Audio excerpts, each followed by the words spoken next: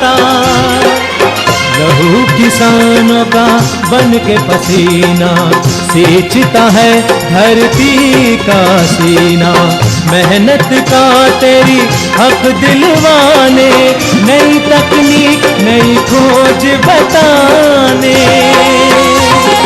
पशुधन को गुणवान बनाना, पौध सुरक्षा को सिखलाना, खेती के सब गुर समझाने, भारत का सरताज बनाने।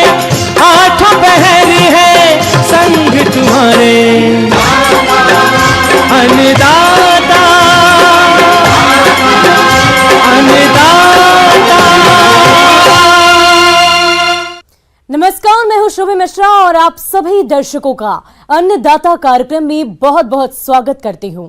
हमारे देश का किसान जन का पोषक है, वो श्रम का देवता है, अन्नदाता है और उसमें ही भारत की आत्मा निवास करती है। ऐसे ही किसानों की प्रगति के लिए हम खेती बाड़ी से जुड़ी बहुत सी नई लाभकारी जानकारियां हर रोज सुबह आपके लिए लेकर आते हैं। तो चलिए कार्यक्रम शुरू करने से पहले देखते हैं क्या है आज के अन्नदाता में खास। धनिया की खेती करके किसान कमाए अच्छा लाभ।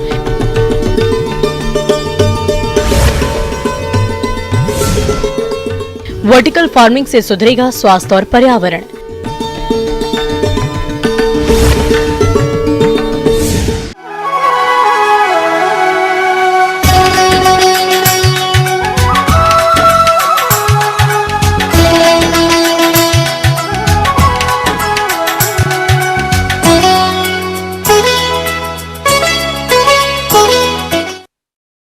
किसान भाइयों, धनिया की खेती पूरे देश में की जाती है। इसकी पत्तियां स्वाद बढ़ाने और दाना मसाला के लिए प्रयोग किया जाता है, जिसके चलते इसकी बाजार में मांग वर्ष भर बनी रहती है।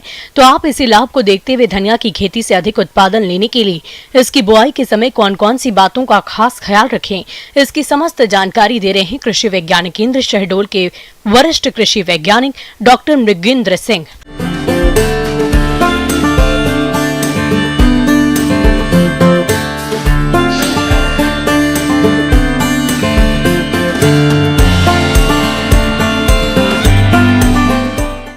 किसान भाइयों, आज हम बात करेंगे धनिया की खेती के बारे में। जैसा कि आप सब जानते हैं कि धनिया हमारे यहाँ की मुख्य मसाला फसल है।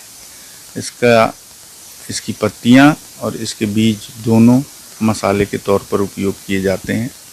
धनिया का पौधा आप लोग जैसा कि जानते हैं कि ये शीतोष्ण, मतलब जो ठंड की फसल अपन एक तरह से कह सकते हैं कि ठंड की फसल है।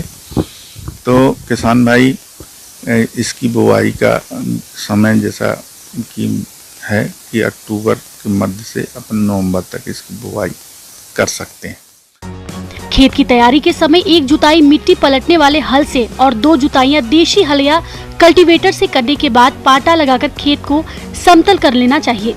अब बात आती है खाद और उर्वरक प्रबंधन की। तो जैसा कि 10 से 15 टन FYM प्रति हेक्टेयर के हिसाब से इसको पहले मिला देना चाहिए।